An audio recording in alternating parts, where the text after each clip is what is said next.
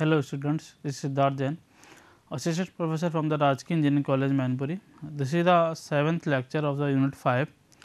We will understand about the depreciation in this lecture and this types and this methods. Okay?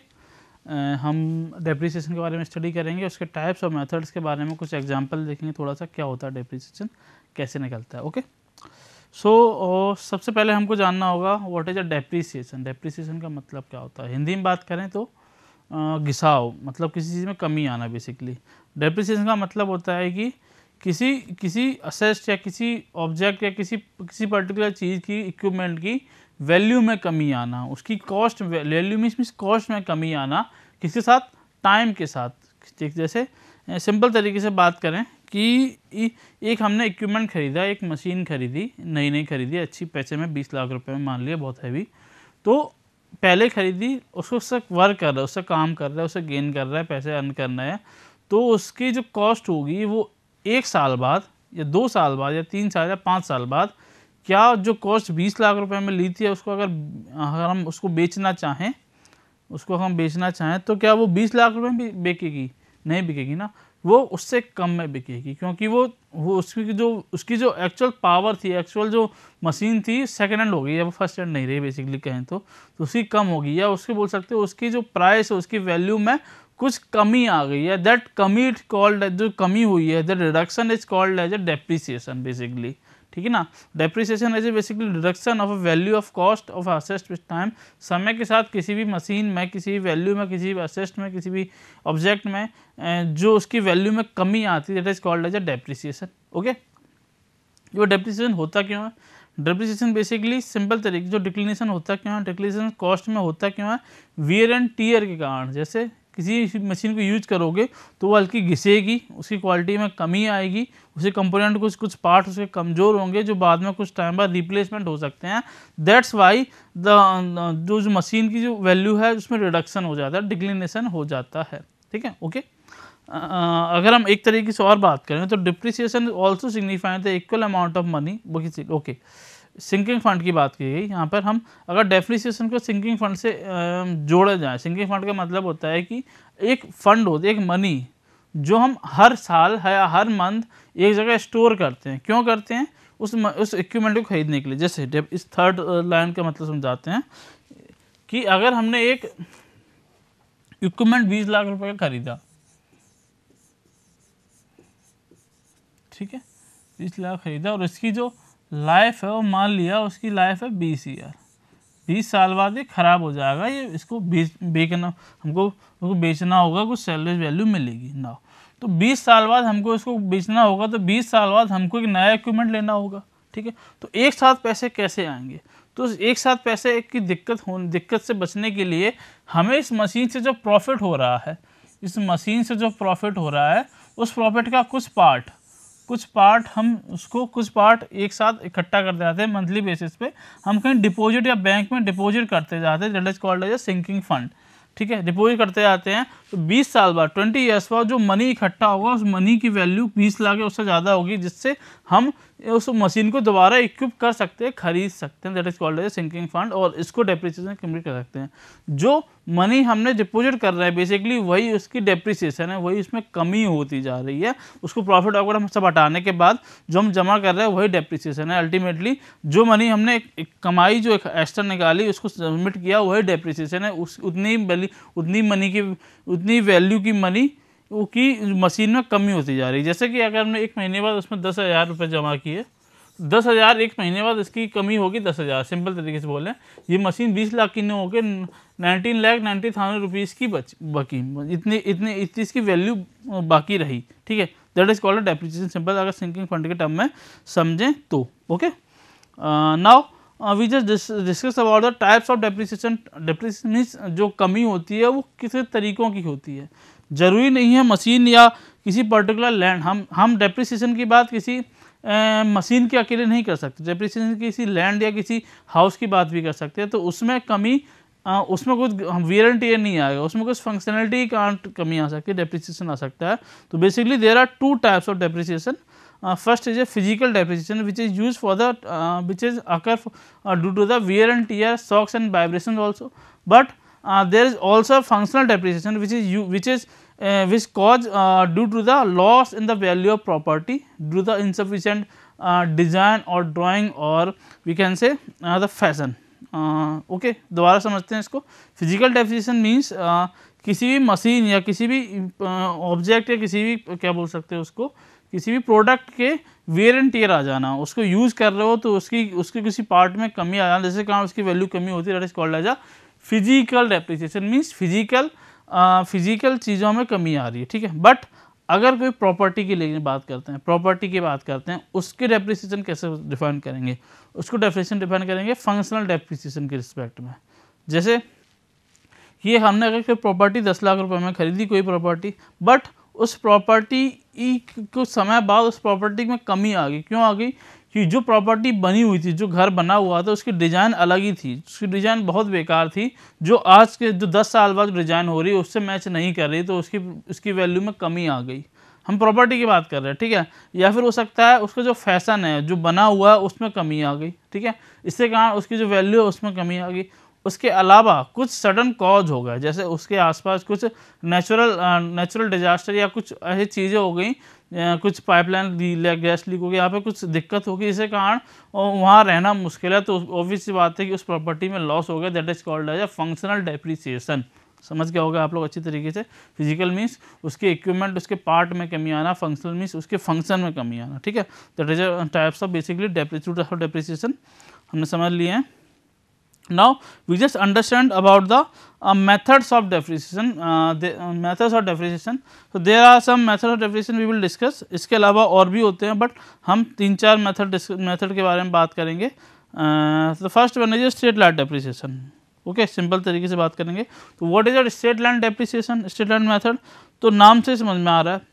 Straight line means जो किसी भी particular equipment या किसी भी चीज़ में एसेट में जो कमी आ रही है वो सिंपल तरीके स्ट्रेट लाइन में आ रही है. स्ट्रेट लाइन मीन्स उसकी कुछ वैल्यू में कमी आ रही है, जो वैल्यू में कमी आ रही है वो कांस्टेंट है. जैसे ठीक है, जैसे कि हमने कुछ इसको फॉर्मूला लिखते हैं, फिर इसको हम क्या कहते हैं, इसको एक एग्जाम्पल के तरीके से समझने की कोशिश करते हैं. नाउ तो स्ट्रेट लाइन मेथड में फिक्स अमाउंट बेसिकली इसमें होता है कि इसमें एक फिक्स अमाउंट की कमी आती है. ठीक है. तो डेप्रिसिएशन के लिखना चाहे तो D is equal to C I minus C S divided by N. Where ये चीज़ें क्या, ये चीज़ें हैं. C I is initial cost of a equipment, initial cost of equipment या प्रोडक्ट जो भी कुछ होता है. C S is a salvage value,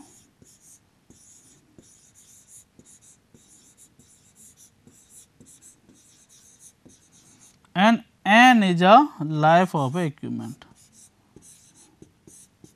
हम इसको इक्विपमेंट के टर्म से समझ लेते हैं. तो initial cost of the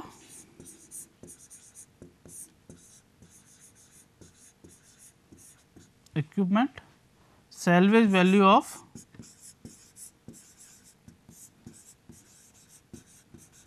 equipment and the life of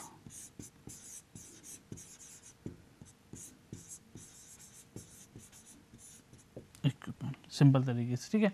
अब सैल्वेज वैल्यू मीन्स समझ सकते हैं उसके लाइफ के बाद जो उसमें उसकी जो कॉस्ट होती है, जो उसको जो बेची जाती है, उसकी वैल्यू सैल्वेज कहलाती है. इसको एग्जांपल समझते हैं. इसमें डेप्रिसिएशन करते हैं. इसमें एक टर्म आता है बुक वैल्यू, उसको हम अगली क्लास में समझेंगे, जो लास्ट क्लास होगी इस सब्जेक्ट की एज वेल एज इस यूनिट की एज वेल एज इस सब्जेक्ट की. ठीक है ना. तो हम समझते हैं जैसे कि हमारे पास कोई इक्विपमेंट था जिसकी इनिशियल कॉस्ट थी हमारे पास 1 लाख रुपीज़. मान लेते हैं 10,000 रुपीज़ इनिशियल कॉस्ट है उसकी. ठीक है. इनिशियल कॉस्ट 10,000 रुपीज़, तो उसकी salvage value, this is the C I, उसकी सैलवेज वैल्यू थी हमारी 1,000 रुपीज़, यानी 1,000 रुपये में वो बिक रही है. तो this is the salvage value C S. और उसकी जो यूटिलाइजेशन पीरियड था या जिसका जो लाइफ थी वो थी 5 ईयर्स. ओके. ठीक है. तो हर साल उसका क्या डेप्रिसिएशन होगा कांस्टेंट डेप्रिसिएशन होगा, या बोल सकते हैं स्ट्रेट लाइन डेप्रिसिएशन होगा। वो कितना होगा, वो सिंपल इस फॉर्मूले से निकलेगा, और D is equal to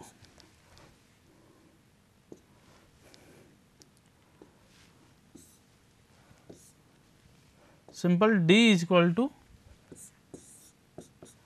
CI कितना है हमारा 10,000 माइनस CS कितना है, सैलवेज वैल्यू कितनी है 1000 डिवाइडेड बाई 5, तो ये हो जाएगा 9000 डिवाइडेड बाई 5, तो आ जाएगा ये 1800 रुपीज़। इट मीन्स 1 साल बाद उसकी जो वैल्यू में कमी आ जाएगी वो हो जाएगी 1800 रुपये। कैसे होगी, इसका अपन कैश फ्लो डायग्राम बनाने की कोशिश करते हैं। इसको हटा देते हैं और कैश फ्लो डायग्राम बनाते हैं, देन समझते हैं इसको तरीके से, ठीक है ना।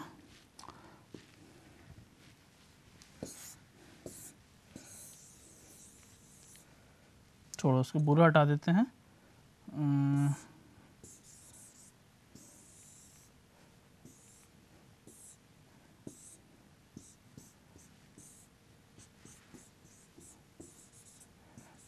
ना उसका कैश फ्लो डायग्राम बनाते हैं तो समझते हैं, ठीक है ना। कैश फ्लो डायग्राम नहीं, इसको बुक वैल्यू के हिसाब से समझते हैं। तो बुक वैल्यू के हिसाब से बुक वैल्यू क्या होती है, बुक वैल्यू मीन्स कि 1 साल बाद उसकी क्या वैल्यू थी। जैसे हमारी डेप्रिसिएशन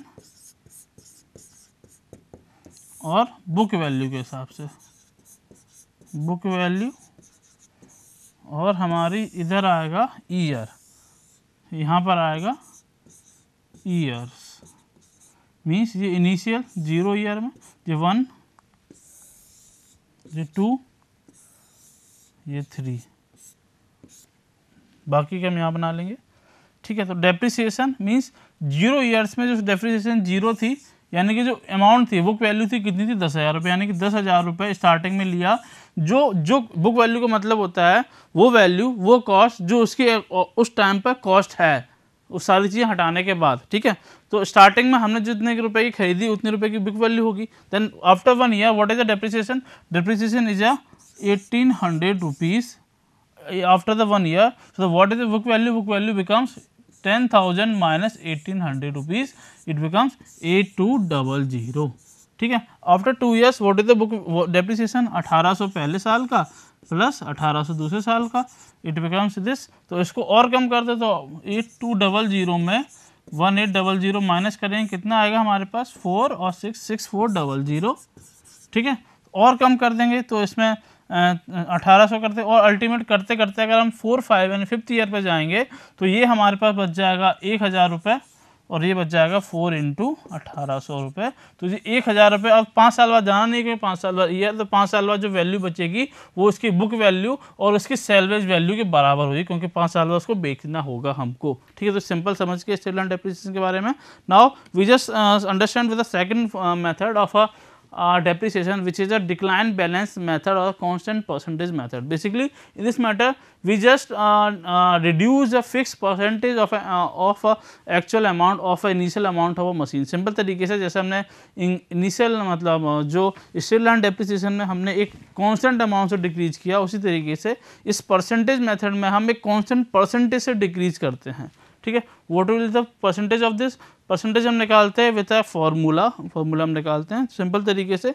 अब इस तरीके का यूज क्यों पड़ा, परसेंटेज बोलो या वो एक कांस्टेंट वैल्यू बोलो, दोनों चीज़ तो सेम हो जाएगी, नहीं। परसेंटेज एक कांस्टेंट वैल्यू में क्या कहते हैं, एक कांस्टेंट वैल्यू में वैल्यू डिवाइड होती, वैल्यू माइनस होती है, पर परसेंटेज एक परसेंटेज में परसेंट माइनस होता है। परसेंट मीन्स अगर 10,000 की कुछ वैल्यू थी, उसका 10% लिया, 1000 रुपये माइनस हुआ, बट अब 9,000 रुपये बचा है तो 9,000 का 10% देखा जाएगा, ना कि 10,000 का। That is difference between the constant percentage depreciation और difference between the constant amount depreciation, ठीक है। Now we just take a formula, okay. Now we just understand about the ये कहाँ यूज होता है, बेसिकली जो constant balance method, sorry decline balance method या constant percentage method है, it is use for the electronics item, okay. Electronics item से use किया जाता है जनरली जहाँ पर उसकी सेल्वेज वैल्यू 0 ना हो, यानी कि वो after the completion of its life वो कुछ रुपए में बिक जाए, ठीक है ना। ऐसा ना हो कि कबाड़ में बिक जाए, या फिर नेगेटिव ना हो। नेगेटिव मीन्स नेगेटिव किसकी होगी, नेगेटिव किसकी होगी सैल्वेज वैल्यू, एक समझो, कोशिश करो, नेगेटिव होती है किसी बिल्डिंग की। क्यों होती है?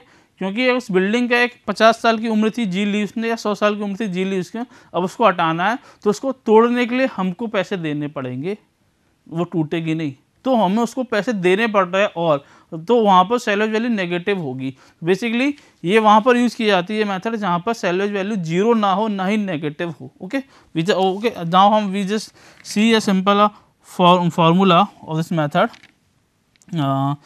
The formula is that D1 means first installment, पहली डेप्रिसिएशन आफ्टर फर्स्ट ईयर या फर्स्ट जो टाइम के बाद, नंबर ऑफ टाइम के बाद होती है, C I is in multiply by F D B. Okay, what is a D I D one, जी this is one, D one is a depreciation or declination of a, this is a declination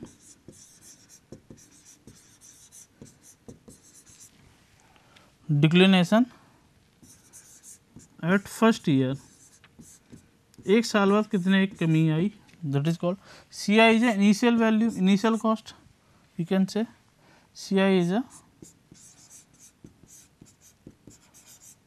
initial cost of a machine. And what is the FDB? FDB is a fixed declination,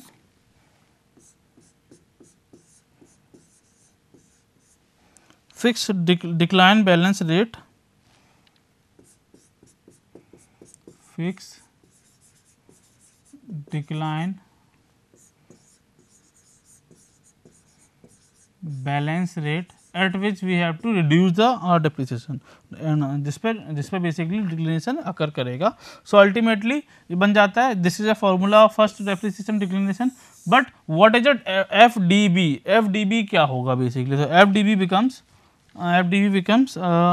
F D B is equal to it becomes 1 minus C S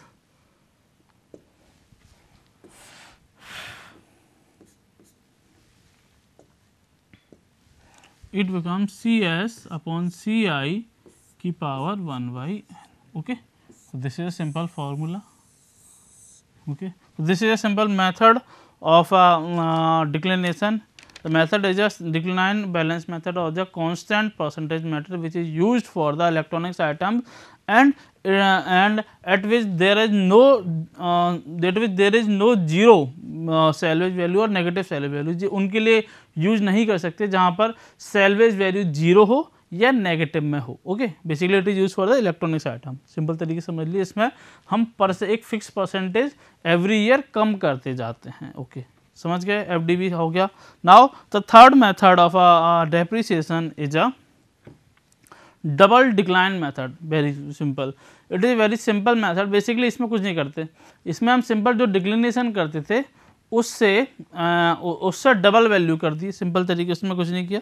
इसमें declination हम starting में करते थे, उससे double कर दिया। Double means कि हमने जो डिक्लिनेशन माना था कांस्टेंट मानते थे, जैसे हमने एक डिक्लिनेशन मानते थे कांस्टेंट कि जो 10,000 रुपये का डेप्रिसिएशन हो रहा है हर मंथ में, तो हर साल में 10,000 रुपये हम कम कर देते थे।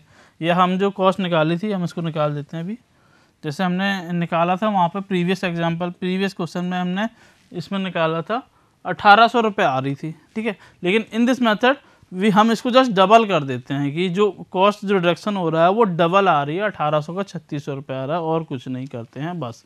ओके, तो सिंपल तरीके से इसमें हम एफ डी वी भी निकालते हैं, एक फैक्टर निकालते हैं। बेसिकली ये कहाँ यूज होता है, आप डबल क्यों कर रहे हैं? डबल वहाँ यूज करते हैं जहाँ पर किसी प्रॉपर्टी का, किसी मशीन के रेट बहुत तेज़ी से कम हो रहे हैं, ठीक है ना, तो वहीं करते हैं। इसका ज़्यादा यूज नहीं करते, केवल वहीं पर वही जगह पे करते हैं जहाँ पर हमें डबल डिक्लिनेशन देखना होता है, या फिर जहाँ पर जो प्रॉपर्टी के रेट्स हैं, किसी प्रॉपर्टी के रेट्स हैं वो डबल स्पीड से बहुत तेज़ी से गिर रहे हो, तो डबल डिक्लिनेशन मेथड यूज कर लेते हैं, जिससे हमारी जो कॉस्ट होती है वो कम समय में काफ़ी नीचे तक आ जाती है। Now we just look a formula of this double declination method. No इस फॉर्मूले में पहले एक फैक्टर को इंट्रोड्यूस करते हैं। फैक्टर आता है जिसको बोलते हैं एफ डबल डी बी या F D D B.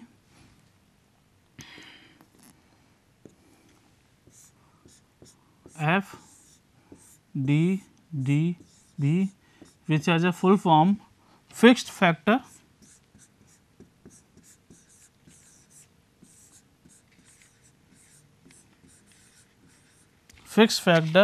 for double declination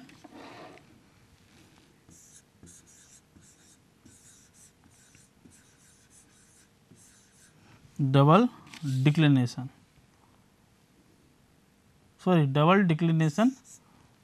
balance, double, इसको हटा दें यहाँ से, डबल डिक्लिनेशन बैलेंस, डिक्लिनेशन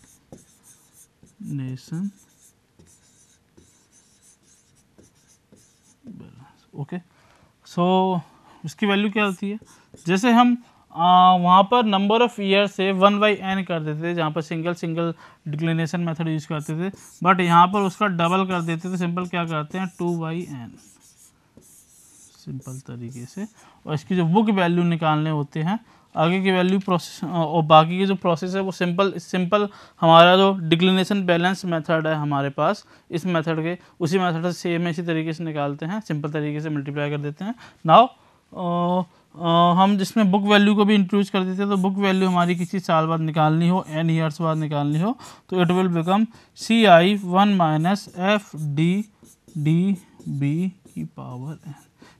हम इसमें एक क्वेश्चन भी देखेंगे, सारे मेथड को इंट्रोड्यूस करेंगे, एक एग्जांपल लेंगे, उसको एक क्वेश्चन से देखेंगे कि इन सारे मेथड से सॉल्व करने की कोशिश करेंगे, बट वो अगले लेक्चर में देखेंगे। Now the last method of depreciation is a last sinking fund method. Okay, इसको हम वैसे भी एक्सप्लेन कर चुके हैं स्टार्टिंग ऑफ द क्लास में, बट दोबारा डिस्कस कर देते हैं।